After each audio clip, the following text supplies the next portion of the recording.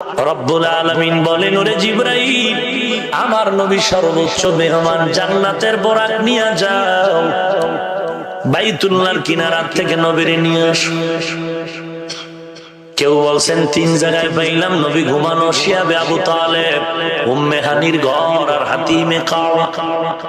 তিনটার সমন্বয় করেছেন হাকিমুল উম্মাহ মুজাদ্দিদুল মিল্লাত শাহ আশরাফ আলী থানভী। বলে আল্লাহর রাসূল উম্মে হানির ঘরে আছে। উম্মে হানির রুমটা শিয়াবে আবু তালিবের সীমানার ভেতরে। ওখান থেকে যখন জিবরাইল আমিন নবীর উঠালেন, হাতিমে কাবায় নিলেন। কাবার পাশে মাজা বরাবর একটা দেওয়াল বেরিয়ে গেল, এটাকে বলে হাতিমে কাবা।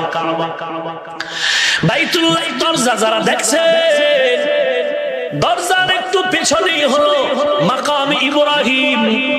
মাকাম ইব্রাহিম আর বাইতুল্লাহর দরজার মাঝখানে জমজম কূপ। নবী ওখানে গেলেন, ঘুম তল্লাচ্ছন্ন, গভীর না, সজাগ না।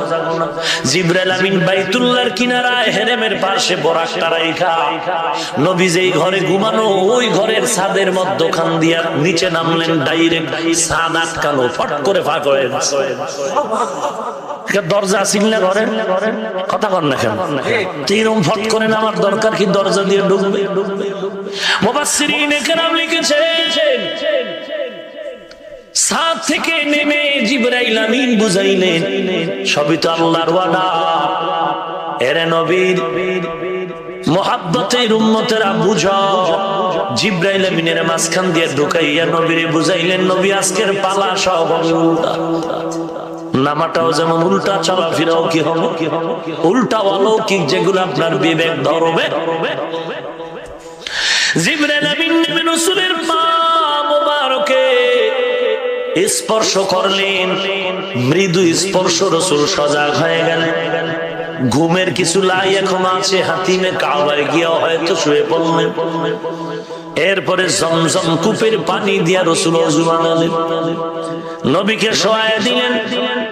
রাসূলের বুক মোবারকের মধ্যখানে চিরে কলবটারে বের করলেন। স্বর্ণের পেয়ালার মধ্যে কলবটারে রেখে জমজমের পানি দিয়া ধৌত করলেন। প্রশ্ন হয়, স্বর্ণ তো পুরুষের জন্য হারাম। জবাব হলো, ওই সময় স্বর্ণ হারামের আয়াত আসেনি। 2 নাম্বার জবাব, স্বর্ণ তোটা মেরাজের ঘটনা, এটা রুহানি জগতের ঘটনা, এটা বাহ্যিক জাহিরি ঘটনা না, এটা পরকালীন ঘটনার সাথে সম্পৃক্ত। অতএব ওই জগতে স্বর্ণ মুমিনের জন্য হালাল। রাহমাতুল লিল আলামিনকে আল্লাহ এত সম্মান দান করেছেন, এক কথায় যার মতো আর কোন নবী নেই। আছে? নেই। কেমন নবী? যিনি শাফিউল মুজনিবিন, এই উপাধির কারণে। যিনি খাতামুন নবিয়্যিন, এই উপাধি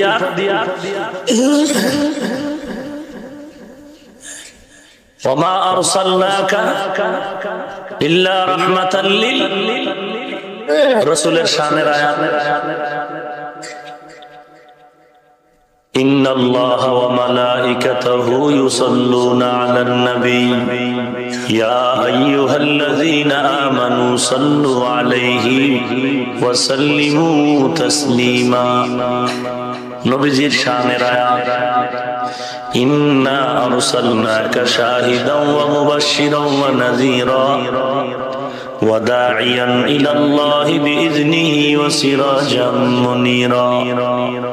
রাসূলের শানের আয়াত, মা আতাকুমুর রাসূলু ফাখুযুহু ওয়া মা নাহাকুম আনহু ফান্তাহু। রাসূলের শানের আয়াত, মা কানা মুহাম্মাদুন আবা আহাদিম মির রিজালিকুম ওয়ালাকিন রাসূলুল্লাহি ওয়া খাতামান নবিয়্যিন। রাসূলের শানের আয়াত, লাকাদ কানা লাকুম ফি রাসূলিল্লাহি উসওয়াতুন হাসানাহ। রাসূলের শানের আয়াত, কুল ইন কুনতুম তুহিব্বুনাল্লাহ ফাত্তাবিউনি ইউহিব্বুকুমুল্লাহ। প্রত্যেকটার আলোচনা লম্বা, বিষয় ভিত্তিক আলোচনা। আল্লাহকে ভালোবাসতে যদি চাও, কুল ইন কুনতুম তুহিব্বুনাল্লাহ, এ দুনিয়ার মানুষ যদি আল্লাহকে ভালোবাসতে চাও, এ রাসূল আপনি বলেন আমি আল্লাহর পক্ষ থেকে ফাত্তাবিউনি, তোমরা আমি নবীর অনুসরণ করো, ইত্তেবা করো, অনুসরণ অনুকরণ করো। অর্থাৎ যার অনুকরণ করব, যার অনুসরণ করব, সে যেমনে চলে ওইভাবে চলো, সে যেমনে বসে ওইভাবে বসো, এর নাম অনুকরণ। আপনারা এখানে সবাই আমারে ভালোবাসেননি, সবাই ভালোবাসেন, কিন্তু আমার অনুসরণ অনুকরণ কেউ করেন না। সবাই আমার অন্তর দিয়েই ভালোবাসে, কিন্তু যদি আমার অনুসরণ অনুকরণকারী ভালোবাসা থাকতো, তাহলে আমার জামার মতো জামা, টুপির মতো টুপি, জুতার মতো জুতার, রঙের মতো রং।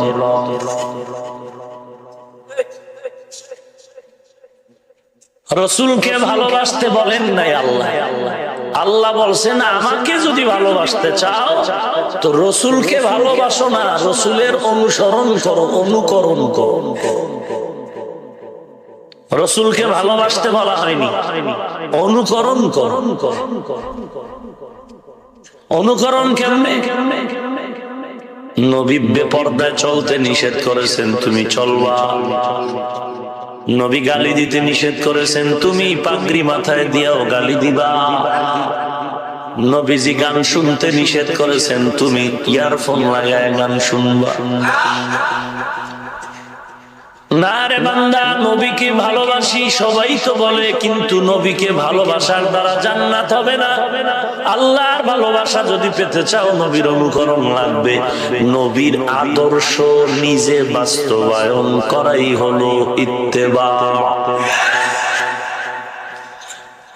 রসুলের অনুসরণ ছাড়া শুধু অন্তরে ভালোবাসা দিয়া জান্নাত পাওয়া যাবে না। নামাজ নাই, রোজা নাই, রসুলের আদর্শের টুপি নাই, দাড়ি নাই, তুমি যদি বলো আমি নবীর জন্য ভালো মহব্বতের মানুষ, যতই ভালোবাসো, এই ভালোবাসা আদর্শ বাদ দিয়া জান্নাত পাবা না। কারণ তোমার নামাজ, রোজা, দাড়ি, টুপি ছাড়া এই রকম ভালোবাসাটা তোমার থেকে 1000 গুণ বেশি ভালোবেসেছে আবু লাহাব। জান্নাতি জান্নাতি কারণটা কি? অন্তরের ভালোবাসা দিলে হবে না, নবীর ভালোবাসাটাই হবে রসুলের আদর্শ মানার দ্বারা।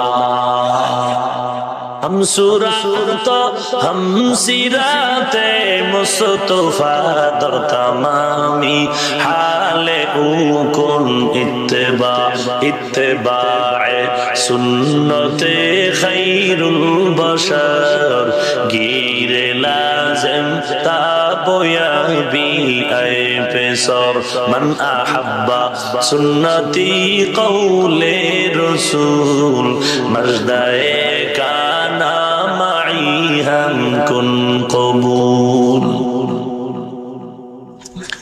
সাহাবায়ে কেরাম রাসূলের আদর্শ মানতে যাইও তাদের কান্না বন্ধ নাই। কি উপায় হবে আমার মরণে আর কবরে আর হাসরে?